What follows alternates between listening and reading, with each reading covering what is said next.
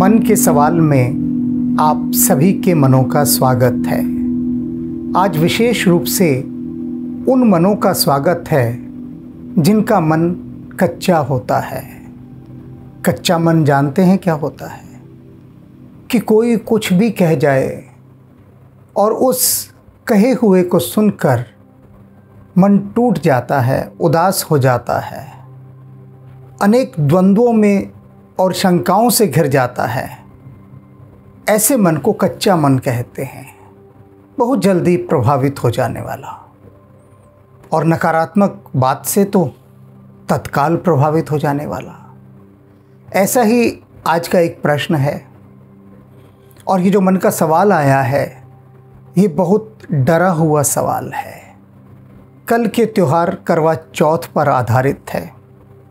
सवाल भेजने वाली महिला ने कहा है कि वह बहुत भयभीत है और उसका भय मन के इस सवाल से परिलक्षित हो रहा है।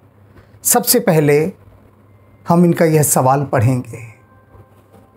मैंने अपनी मर्ज़ी से शादी की थी। 9 साल हो गए हैं मेरी शादी को। मेरा एक बच्चा भी है।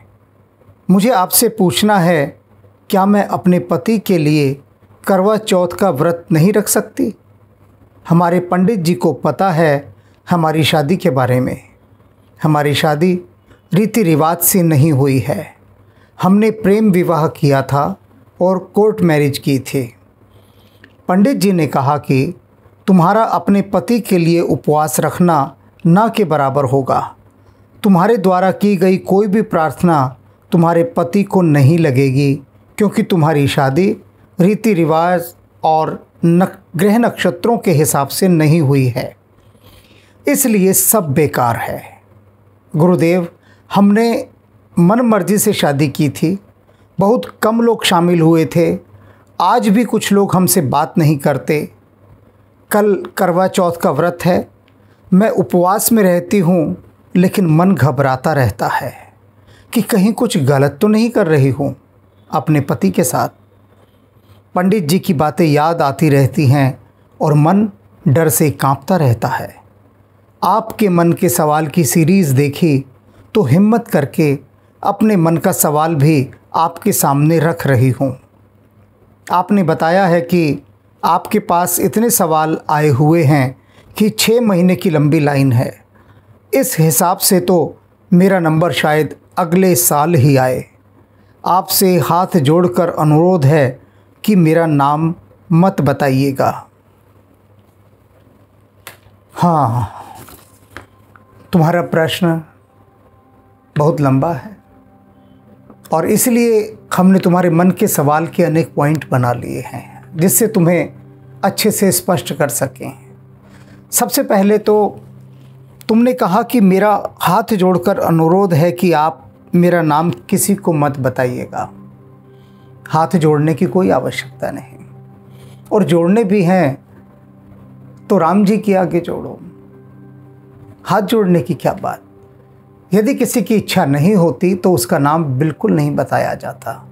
नाम में कुछ नहीं रखा है। यहाँ नाम बताने की कोई आवश्यकता नहीं है। यदि कोई कहता है हमारा नाम बताओ तो हम बता देते हैं, अन्यथा नहीं। मूल तो मन का सवाल है कि सवाल क्या है। तुमने कहा कि मेरे इस मन के सवाल की सूची को देखते हुए तुमको लग रहा है कि तुम्हारी बारी शायद अगले साल आए। आज देखो, तुमने यह मन का सवाल भेजा और हमने बारी से पहले इसे आज ही उठा लिया। आज इसकी बारी नहीं आनी थी। तुमने बिल्कुल सही कहा है। यदि हम नियम से चलते तो तुम्हारे सवाल की बारी 6 महीने बाद आनी थी, लेकिन इमरजेंसी केस भी तो कोई होता है ना, आपातकालीन स्थिति। तुम इतनी भयभीत हो, डरी हुई हो, और यदि हम तुम्हारे मन के सवाल को अपना नियम भंग करके बीच में ले आते हैं और कल का तुम्हारा करवा चौथ का दिन प्रसन्नता के साथ निकल जाता है, तो हमारा बोलना सार्थक हुआ। तुम जैसी और न जाने कितनी ऐसी स्त्रियां होंगी जो इस भय से गुजर रही होंगी, उन सबको भी लाभ पहुंच जाए। मूल उद्देश्य तो है कि मन शांति को उपलब्ध हो, मन प्रसन्न हो जाए। सारा आयोजन ही उसी के लिए है। तो तुम्हें साल भर तक प्रतीक्षा करवाने की कोई आवश्यकता नहीं थी, वह उचित ना होता, क्योंकि इस औषधि की आवश्यकता तुम्हें आज ही है, अभी ही है। तो हम तुम्हारी औषधि की ओर ही धीरे धीरे बढ़ रहे हैं। पंडित जी का कहना है कि शादी रीति रिवाज से नहीं हुई। अब तुम्हारे पंडित जी कह रहे हैं कि तुम्हारी शादी रीति रिवाज से नहीं हुई। प्रेम से बड़ी कोई रीति है क्या, या प्रेम से बड़ा कोई रिवाज है?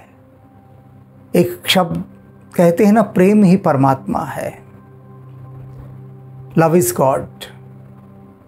तो जब प्रेम में सब कुछ समाया है, प्रेम की रीति से तुम्हारा विवाह हुआ, तो उसके बाद किसी अन्य शास्त्रीय रीति रिवाज की कोई आवश्यकता नहीं। वह तो हम अपने समाज की संतुष्टि के लिए कर लेते हैं, ये जितने रीति रिवाज हैं, क्योंकि समाज चाहता है कि ऐसा हो। अन्यथा कभी देखा है किन्हीं पशु पक्षियों को कि वो शादी की पार्टी का आयोजन कर रहे हैं? मैं जंगल के राजा के बारे में ही ले लेता हूँ। कभी शेर ने कहा कि मैं शेरनी से विवाह कर रहा हूँ, तो सभी जंगल के जानवर आओ और रीति रिवाज से हम विवाह करते हैं। लोग कहेंगे कि मनुष्य एक सामाजिक प्राणी है, तो सामाजिक प्राणी तो चींटी भी है, मधुमक्खी भी है, दीमक भी है, ये सब सामाजिक प्राणी हैं। क्या इन सामाजिक प्राणियों में कभी किसी शास्त्रीय विधि विधान से विवाह हुआ है? नहीं हुआ ना। हमारा यहाँ उद्देश्य शास्त्रीय विधि विधान से विवाह करने को अनुचित ठहराना नहीं है। कहने का अर्थ है कि यदि शास्त्रीय विधि विधान से विवाह नहीं हो पाता, तो उसके लिए किसी को दोष क्यों देना? किसी की विवशता रही, कोई कारण रहा कि वह उस कारण के चलते शास्त्रीय विधि विधान से विवाह नहीं कर पाया, तो उसने कोर्ट मैरिज कर ली। और शास्त्र का विधान बदलता रहता है। आज जो वास्तविक रीति रिवाज का विवाह है, वह कोर्ट मैरिज ही है। आप चले जाइए किसी भी दूसरे देश में अपनी पत्नी को लेके, वहाँ की सरकार पूछे कि ये कौन है, आप कहेंगे मेरी पत्नी है या मेरा पति है, तो सरकार कहेगी प्रमाण। आप कहेंगे हम अभी पंडित जी को बुला कर लाते हैं, अपने पंडित जी को आप लाएंगे, तो दूसरे देश की या अपने ही देश की सरकार कहेगी कि पंडित जी को हम नहीं मानते, प्रमाण दीजिए। आप 10 रिश्तेदार ले आइए, सरकार उसको भी प्रमाण नहीं मानेगी। लेकिन यदि आप कोर्ट का मैरिज सर्टिफिकेट दिखा देंगे, तो सबकी बोलती बंद हो जाएगी, किसी को कुछ नहीं बोलना पड़ेगा। तो जो कोर्ट का मैरिज सर्टिफिकेट है, वो तो सबसे प्रामाणिक शास्त्रीय विधि विधान है। उसके बिना आपकी कोई गति नहीं हो सकती, आप सिद्ध नहीं कर सकते कि आप दोनों पति पत्नी हैं। तो तुमने जो कोर्ट मैरिज की, तो शास्त्रीय विधि विधान तो यहाँ हो गया। अब बचा धार्मिक रीति से शास्त्रीय विधि विधान करना। और तुमने बताया कि तुम एक बच्चे की माँ भी हो, 9 वर्ष हो गए विवाह को, पति तुम्हें बहुत प्रेम करता है, तुम भी पति को प्रेम करती हो, तो बात बन गई। अब ये जो पंडित जी ने कहा शास्त्रीय विधि विधान से तुम्हारा विवाह नहीं हुआ, इस बात पर अपनी सुई को मत अटकाओ, क्योंकि तुम्हारा विधान, तुम्हारा रीति रिवाज सब कुछ प्रेम पर ही आधारित था। तुमने प्रेम विवाह किया ना, और उसको प्रेम से निभा रही हो, तो बात पूरी हो गई। इसमें तुम्हें बिल्कुल भी डरने की आवश्यकता नहीं है। तुम उन्मुक्त मन से, प्रसन्न मन से, आनंदित अवस्था में करवा चौथ का उपवास रखो, और यह तुम्हारे लिए शुभ है। मन में भय निकाल दो, क्योंकि अगर भय को रखकर, तुमने बताया कि तुम पिछले 9 साल से करवा चौथ का उपवास रख रही हो पति के लिए, लेकिन हर समय मन डरा रहता था, तो पिछले 9 वर्षों का तो तुम्हारा सारा निष्फल गया, क्योंकि पंडित जी आकर नींबू निचोड़ गए। अब वो तुम दूध गर्म करती हो हर करवा चौथ को, और ये पंडित जी का भय रूपी नींबू उसमें निचोड़ जाता है, आके सारा दूध फट जाता है। तो आज संकल्प लो कि कल जो तुम्हारा ये करवा चौथ का उपवास है, इसमें तुम पंडित जी के भय का नींबू निचोड़ने ही नहीं दोगे।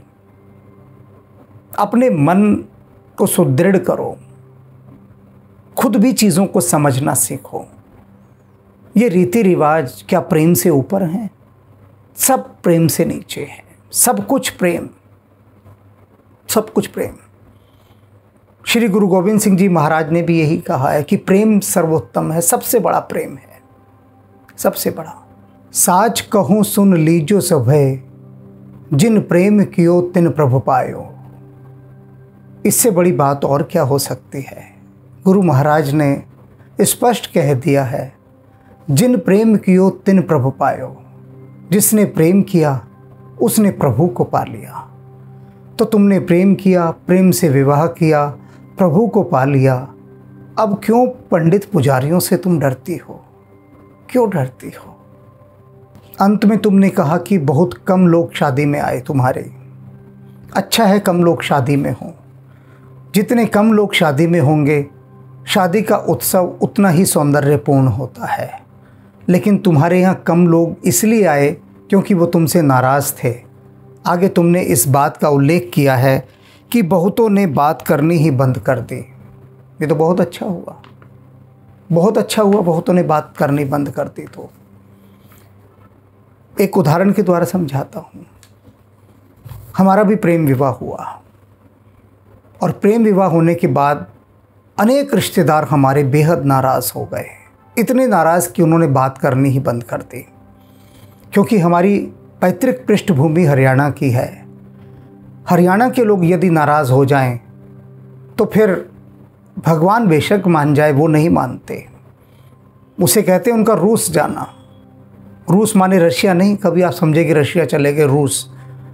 रूस शब्द रूठना से आया है, रूठने का अपभ्रंश है रूस। तो हरियाणा में अगर कोई हरियाणवी रूस जाए तो फिर तो भगवान भी नीचे उतर आए तो भी उसको प्रसन्न नहीं कर सकता। तो ऐसे ही हमारे बहुत सारे रिश्तेदार रूस गए, नाराज़ हो गए इस बात से कि हमने प्रेम विवाह क्यों कर लिया। तो हमने तो हनुमान जी को धन्यवाद दिया, क्योंकि उन्होंने बहुत सारे वे लोग हमारे जीवन से बाहर कर दिए, बहुत सारे लोग जिनकी हमारे जीवन में कोई आवश्यकता नहीं थी। वे लोग जो हमारे विवाह में सम्मिलित हुए, उन्होंने हमें आशीर्वाद दिया कि बहुत अच्छा किया। प्रभु की जैसी इच्छा, राम जी की जैसी इच्छा, बस प्रेम पूर्वक रहना। तुम्हारी पसंद जीवन तुम्हें बिताना है, तुम जिसके साथ बिताओ। ऐसे प्रेमी लोग, आत्मीय लोग आज भी हमारे साथ जुड़े हैं, जिन्होंने हमारी भावनाओं का सम्मान किया और उस सम्मान के साथ वे आनंदपूर्वक हमारे विवाह में सम्मिलित हुए। और हमें ऐसे किसी भी रिश्तेदार का कोई दुख नहीं है जिसने हमसे मुख मोड़ लिया। जो वास्तव में प्रेम करता है वह आपकी प्रसन्नता में प्रसन्न होगा। वे सभी रिश्तेदार जिन्होंने तुमसे बात करनी छोड़ दी है, समझ लो उनका साथ यहीं तक था। वे इस योग्य नहीं कि जीवन की इस लंबी यात्रा में और आगे भी तुम्हें क्लेश देते रहें, बात बात पर तुमसे नाराज़ होते रहें। वही संगी साथी, वही रिश्तेदार, वही मित्र उत्तम होता है जीवन में, जो तुम्हारी जीवन की खुशियों में तुम्हारे साथ प्रसन्न हो। वह नहीं जो तुम्हारी प्रसन्नताओं में दोष निकाले, उसमें अड़चन पैदा करे, तुम्हें भयभीत करे, वह नहीं। तो ये बात तुम अपनी गांठ बांध लो कि रीति रिवाज से विवाह न करने से तुम अयोग्य घोषित नहीं हो जाती, बिल्कुल नहीं हो जाती। इसलिए पूरे मन से, भाव से, आनंद से, प्रसन्नता के साथ, श्रद्धापूर्वक तुम जैसा उपवास रखना चाहती हो अपने पति के लिए, वैसा रखो। और तुम्हारा उपवास तभी सफल होगा जब तुम निर्भय हो जाओगे। यदि मन में भय हो, संदेह हो, तो फिर साधना सफल नहीं होती, भक्ति सफल नहीं होती, उपवास, व्रत, नियम इत्यादि कुछ भी सफल नहीं होते, क्योंकि सफल होने के लिए जो एक तारतम्यता चाहिए होती है वह रह नहीं पाती, ऊर्जा बट जाती है। इसलिए अपनी ऊर्जा को बटने ना दो और आनंदपूर्वक करवा चौथ को मनाओ।